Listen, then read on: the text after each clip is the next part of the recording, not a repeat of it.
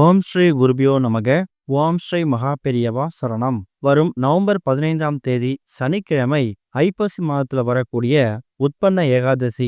கல்லுப்பு கூட இப்ப நாம சொல்லக்கூடிய இந்த ஒரு பொருளை சேர்த்து நீங்க வைக்கிறதால கஷ்டங்கள் தீர்ந்து, கடன் தீர்ந்து, பணம் பெருகும். அது என்ன வழிபாட்டு முறைன்னு பார்க்கறதுக்கு முன்னாடி நம்மளோட வீடியோஸை இப்போதான் நீங்க ஃபர்ஸ்ட் டைம் பார்க்குறீங்கன்னா மறக்காம சப்ஸ்கிரைப் பண்ணிக்கோங்க. தொடர்ந்து இது மாதிரி அப்டேட் தெரிஞ்சுக்கிறதுக்கு பக்கத்தில் நோட்டிஃபிகேஷன் பெல்லை கிளிக் பண்ணி ஆல் அப்படிங்கிற செலக்ட் பண்ணிக்கோங்க. இப்போ என்ன பொருளை கல்லுப்பு கூட சேர்த்து எந்த நேரத்தில் வைக்கணும் அப்படிங்கிற பற்றி தெளிவாக தெரிஞ்சுக்கலாம். திதிகளில் 11வது திதியாக வரக்கூடியது ஏகாதசி. ஏகம்னா 1, தசம்னா 10. இந்த இரண்டத்தையும் சேர்க்கும் போது 11 வரும். இந்த ஒரு ஏகாதசி பெருமாள் வழிபாட்டுக்கு ரொம்ப முக்கியமான ஒரு புண்ணிய நாளாகும். ஒவ்வொரு ஏகாதசிக்கும் ஒரு பெயர் இருக்கு. அதுல ஐப்பசி மாத தேய்பிரையில வரக்கூடிய ஏகாதசிய உற்பன்ன ஏகாதசி அப்படிங்கிற மாதிரி அழைப்பாங்க. இந்த ஒரு உற்பன்ன ஏகாதசி விரதம் இந்த வருஷம் நவம்பர் 15ஆம் தேதி அன்னைக்கு கடைபிடிக்கப்பட போகுது. ஏகாதசி தேவி இந்த நாள்ல தான் அவதரிச்சதா புராணங்கள்ல சொல்லப்பட்டிருக்கு. அதனால இந்த நாள்ல ஏகாதசி அன்னைக்கு பக்தியோட விரதம் இருக்கிறது மூலியமா நம்மளோட பாவங்கள் எல்லாம் நீங்கி அதிர்ஷ்டம், வெற்றி, மகிழ்ச்சி இது எல்லாமே ஏற்படும். இந்த நாள்ல விரதம் இருந்து பெருமாளை வழிபடும் போது ஏகாதசி தேவியையும் துளசி தேவியையும் வழிபடுறது ரொம்ப அவசியம். உற்பன்ன ஏகாதசி நாள்ல துளசி செடிக்கு முக்கியமான சில பரிகாரங்களையும் நம்ம செய்யணும். அது மூலயமா வாழ்க்கையில நல்ல மாற்றமும் அதிர்ஷ்டமும் ஏற்படுமா.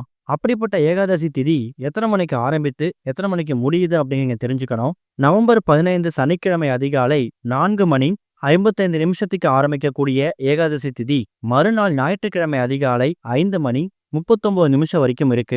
எப்படி பார்த்தாலும் சனிக்கிழமை நவம்பர் 15 நாள் முழுக்க நமக்கு ஏகாதசி திதி தான். அன்றைய தினம் 9:10 ராகு காலம், மதியம் 1:03 யமகண்டம். இந்த 2 நேரத்தை தவிர்த்துட்டு மற்ற நேரங்கள்ல ஏகாதசி திதிக்கான விரதத்தையும் வழிபாட்டையும் நீங்க கடைபிடிக்கலாம். குறிப்பா ஏகாதசி திதி அன்னைக்கு துளசி செடியோட வேருக்கு சிறிதளவு பால் ஊற்றணும். இது மங்களகரமானது. பால் ஊத்தின பிறகு துளசி செடிக்கு முன்பாக நெய்விளக்கு ஏத்தி வச்சு ஓம் நமோ பகவதே வாசுதேவாய அப்படிங்கிற மந்திரத்தை உச்சரிக்கணும். இத நம்பிக்கையோட பண்றது மூலயமா பொருளாதாரத்துல நல்ல முன்னேற்றத்தையும் உயர்வையும் பார்க்க முடியும். அதுக்கான வாய்ப்புகளை ஏற்படுத்திக்க முடியும். ஏகாதசி நாள்ல அதிகாலை எழுந்து சுத்தமா குளிச்சுட்டு துளசி செடிய 7 முறை வலம் வரணும். ஜெய் ஸ்ரீஹரி அப்படின்னு சொல்லக்கூடிய மந்திரத்தை உச்சரிச்சுக்கிட்டே துளசி செடிய சிவப்பு நிற நூலால கட்டணுமாம். இப்படி செய்யறதால வாழ்க்கையில இருக்கக்கூடிய தடைகள் நீங்கும். துளசி செடிக்கு தண்ணீர் ஊத்தி வழிபடணும். துளசி மாதாவுக்கு குங்குமம், வளையல், கண்ணாடி இது மாதிரி சில மங்கள பொருட்களை வைத்து வழிபாடும் செய்யலாம். தீராத பண கஷ்டம், வெளிவர முடியாத பொருளாதார நெருக்கடியை சிக்கியிருக்கிறவங்க உற்பன்ன ஏகாதசி அன்னைக்கு துளசி இலைகளை சிவப்பு நிற துணியில சுற்றி நீங்க பணம் வைக்கிற இடத்துல வச்சிடுங்க. இது பொருளாதார பிரச்சனை தீர்க்கக்கூடிய அற்புதமான ஒரு பரிகாரம். அது மூலயமா பொருளாதார நிலை உயர்வதற்கான எல்லா வாய்ப்பும் நமக்கு கிடைக்கும். எக்காரணத்தை கொண்டும் துளசி செடியை நீங்க பரிகாரத்துக்கு பயன்படுத்த போறீங்கன்னா ஏகாதசி அன்னைக்கு அன்றைய தினம் நீங்க துளசி செடிகளை பறிக்க கூடாது.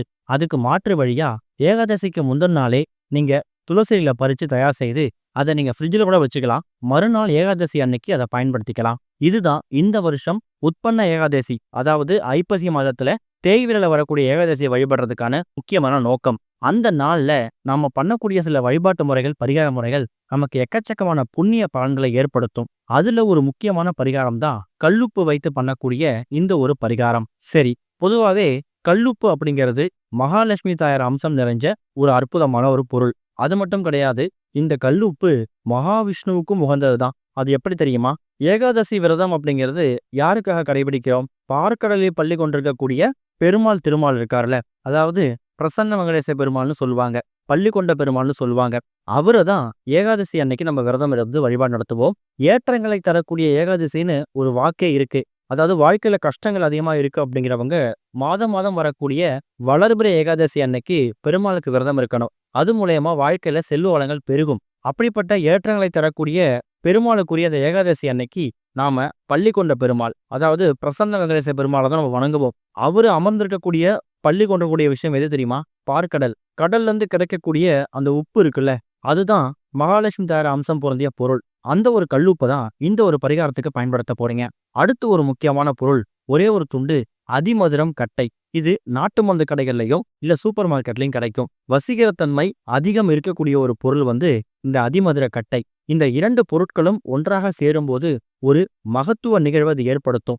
இந்த ஒரு பரிகாரத்தை நவம்பர் 15ஆம் தேதி உட்பன்ன ஏகாதசி வந்திருக்கக்கூடிய அன்றைய தினம் ராகு காலம், யமகண்டம் இந்த 2 நேரத்தை தவிர்த்துட்டு மற்ற நேரங்கள்ல ஏதாவது ஒரு நேரம் உங்க வீட்டோட பூஜை அறையில பெருமாளோட போட்டோவுக்கு முன்னாடி ஒரு தீபம் ஏத்தி வழிபாடு நடத்தணும். அந்த தீபத்துக்கு முன்னாடி சின்னதா ஒரு கிண்ணத்துல இல்ல ஒரு கண்ணாடி பவுல்ல, எக்காரணத்தை கொண்டும் பிளாஸ்டிக் மட்டும் பயன்படுத்த வேணாம். அந்த கண்ணாடி பவுல்லையோ இல்ல பீங்கான் பவுல்லையோ இல்ல சின்னதா ஒரு தட்டுல கூட அந்த கல்லுப்ப ஒரு கைப்பிடி அளவு எடுத்து வச்சுக்கணும். அதுக்கு மேல நீங்க வாங்கிட்டு வந்து வச்சிருக்கக்கூடிய அந்த அதிமதுர கட்டை, இது வசீகர தன்மை அதிகம் ஏற்படும் போது அது கல்லுப்பு கூட சேர்ந்து ஒரு மகத்துவத்தை ஏற்படுத்தும். இந்த 2 பொருட்களையும் பெருமாள் போட்டோக்கு முன்னாடி வச்சுட்டு உங்க குடும்பத்தில் இருக்கக்கூடிய எல்லா விதமான கஷ்டங்களையும் மனசு விட்டு சொல்லுங்க.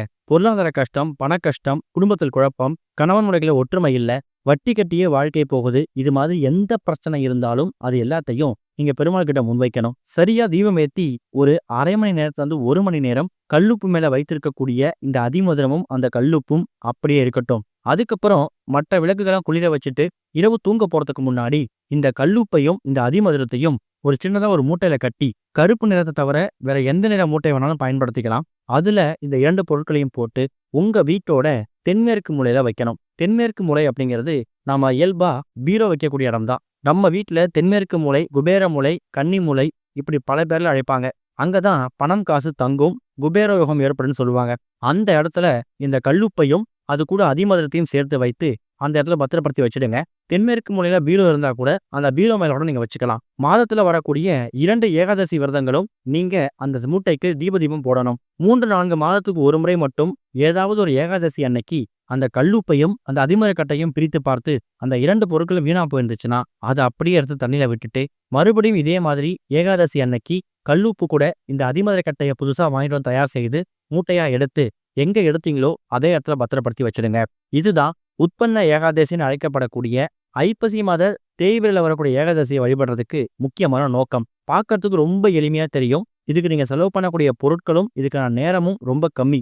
ஆனா இது மூலயமா கிடைக்கக்கூடிய பலன்கள் ரொம்ப பெருசு. பார்க்கடலில் பள்ளி கொண்டிருக்கக்கூடிய அந்த பெருமாளோட அருளும் கல்லுப்புல மகாலட்சுமி அம்சம் அதிகமா இருக்கிறதால அந்த கல்லுப்பு கூட வசீகரத்தன்மை அதிகம் ஏற்படுத்தக்கூடிய அந்த அதிமரத்தை சேர்க்கும் போது உங்க வீட்டுக்குள்ள எக்கச்சக்கமான மாற்றங்களை இது ஏற்படுத்தும். உழைப்புக்கேற்ற ஊதியம் கிடைக்கும். வட்டி கட்டியே வாழ்க்கை போகுது அப்படிங்கிறவங்களுக்கு அந்த நிலைமை மாறும். கடன் பிரச்சனை தீர்வதற்கான வாய்ப்பை இது ஏற்படுத்தி கொடுக்கும். அதே மாதிரி ஏகாதசி அன்னைக்கு துளசி இலைகளை வைத்து என்ன மாதிரி வழிபாடு செய்ய முடியுமோ எல்லா வழிபாடையும் பண்ணுங்க.